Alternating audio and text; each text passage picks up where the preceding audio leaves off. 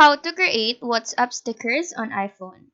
So first, open the Photos application in your iPhone.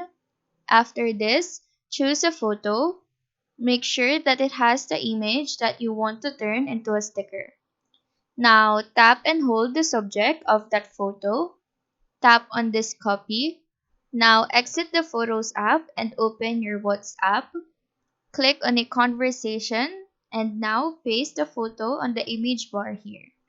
Once it's downloading, it will ask you if you want to convert this into a sticker. So just click this send to confirm. And as you can see, the photo is now sent as a sticker. You can also add this to your favorites in the stickers collection so that you can access it easier and faster and use it in other conversations as well. Now, if your device is updated to iOS 16 or later, another way you can do is to go again to your photos, long press your subject, and then use your other finger to change apps. So from photos, go to WhatsApp without letting go of the photo. Now let this go on the message bar, and as you can see, it is now sent as a sticker.